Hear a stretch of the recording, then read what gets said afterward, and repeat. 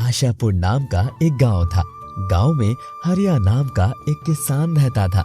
हरिया मेहनत मजदूरी करके अपने बच्चों का पेट पालता था। उसी गांव में बनिया सेठ भी रहता था। वो सेठ गांव के भोले भाले लोगों को थोड़ा सा कर्ज देकर उनसे अपने खेतों में मेहनत कराता था। हरिया ने भी अपनी बेटी की शादी के लिए उससे कर्ज लिया था और मेहनत मजदूरी करके वो उस कर्ज को धीरे धीरे उतार रहा था। लेकिन सेठ की नीयत खराब थी, इसीलिए वो ब्याज की रकम को धीरे धीरे बढ़ाता रहा।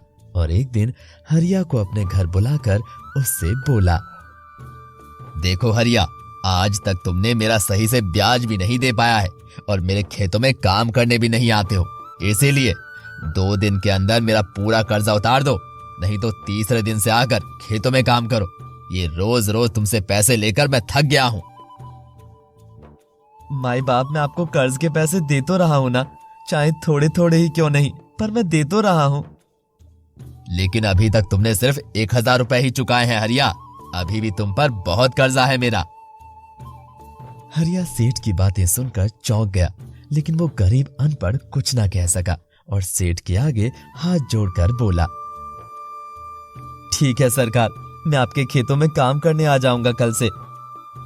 हरिया मजबूरी में हाँ तो कर देता है और वहां से अपने घर चला आता है। और घर पहुंचकर उसकी पत्नी मालती उससे कहती है, क्या हुआ, इतने उदास क्यों लग रहे हो? क्या बताओ मालती, मैं सेठ जी को 4 साल से कर्ज के पैसे देता आ रहा हूँ, लेकिन सेठ कह रहे हैं कि आज तक मैंने 1000 रुपए ही कर्जा उतारा है। बड़े लोग हैं, कुछ भी कह देते हैं, लेकिन अब क्या करोगे? हम उनका इतना कर्ज कैसे चुकाएंगे?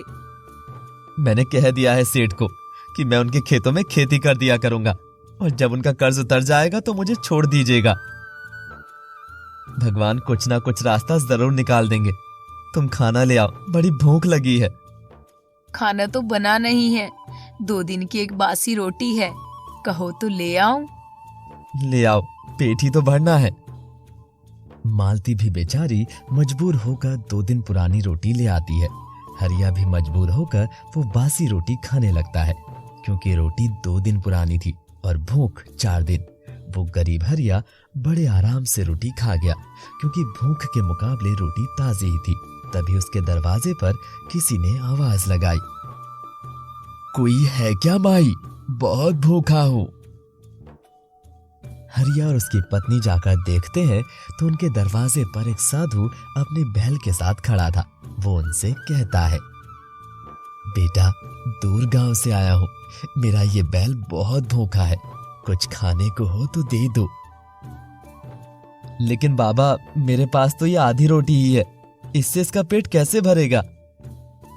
कोई अपनी श्रद्धा से अगर एक तिनका भी कोई इस बैल को अर्पण करता है तो ये अपना पेट उसी से भर लेता है, और फिर ये तो आधी रोटी है।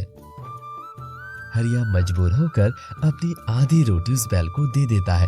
तभी साधु कहता है, मैं जानता हूँ कि तुम भूखे थे, फिर भी तुमने अपनी भूख ना देखकर इस बैल का पेट भर दिया, इसीलिए मैं तुम्हें खुश होकर ये बैल उपहार में देता हूँ।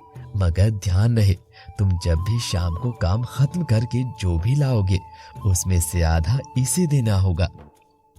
साधु जल्दी से उस बैल की रस्सी हरिया के हाथ देकर चला जाता है।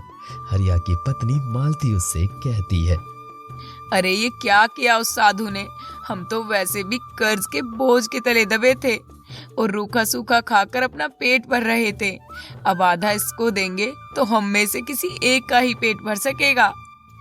तुम चिंता क्यों करती हो भाग्यवान, भगवान की यही मर्जी होगी। अब चलो सोने चलते हैं।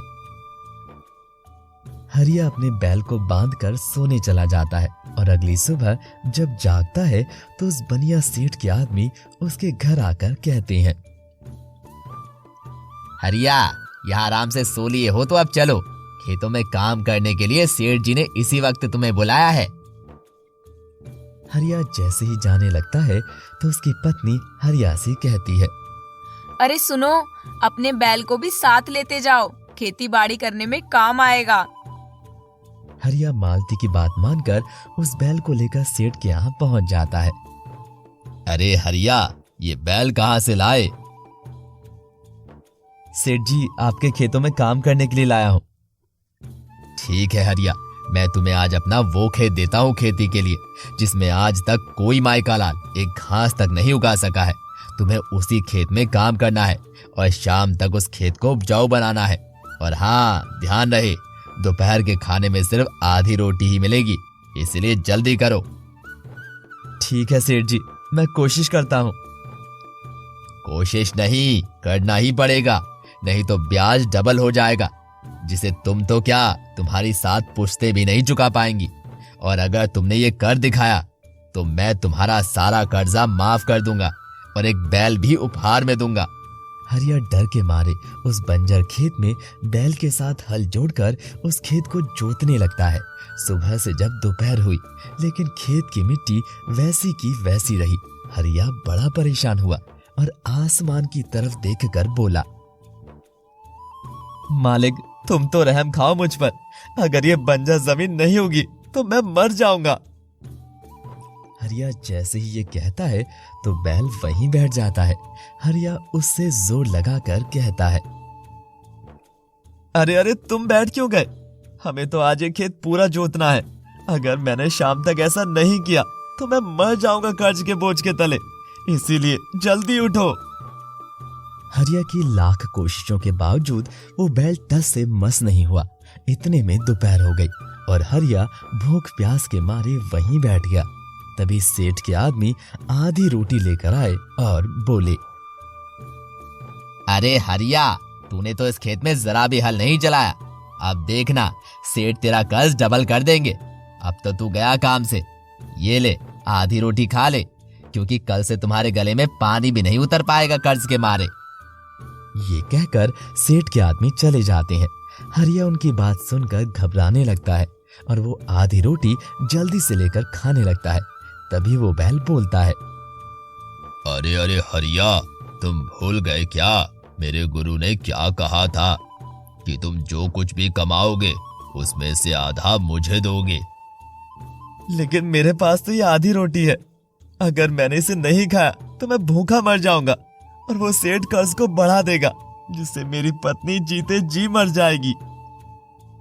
वो मुझे नहीं पता, और हाँ, अब मेरा आराम करने का समय है, इसलिए मैं अब काम नहीं करूंगा और मुझे खाने को आधा हिस्सा दो। अगर तुमने ऐसा नहीं किया तो मैं मर जाऊंगा। हरिया बड़ी दुविधा में फंस जाता है कि करे तो क्या करे, लेकिन वो अपनी भूख ना देखकर उस बैल को अपनी आधी रोटी दे देता है। ठीक है, तुम ही खा लो और भगवान के लिए मेरी मदद करो और शाम तक इस मिट्टी को उपजाऊ बना दो। बैल हरिया की आधी रोटी खाकर फिर लेट जाता है और कहता है, अब मैं आराम करूंगा, इसलिए तुम ही हल चलाओ जाकर। ठीक है, तुम थक गए होगे, आराम कर लो। अगर मैं हल चलाते चलाते मर जाऊं तो इस खेत को कल जोत कर इसे उपजाऊ कर देना और मेरी आधी रोटी का कर्ज उतार देना। ये कहकर हरिया अपने कंधे पर हल रखकर दोपहर की गर्मी ना देखकर खेत जोतने लगता है। उसका ये त्याग देखकर वो गुरु हरिया के सामने प्रकट हो जाते हैं और कहते हैं, रुक जाओ हरिया, मैं तुम्हारे त्याग को देखकर बहुत प्रसन्न हूँ। तुमने अपनी भूख ना देखकर मेरे बैल का पेट भर दिया। अब तुम चिंता ना करो, मेरा ये बैल तुम्हारी हर समस्या का समाधान कर देगा। ये कहकर वो गुरुदेव गायब हो जाते हैं। उसी पल तत्काल वो बैल उठकर हरिया के पास आकर कहता है, हरिया, जहाँ त्याग समर्पण की भावना होती है वहाँ भगवान को भी झुकना पड़ता है।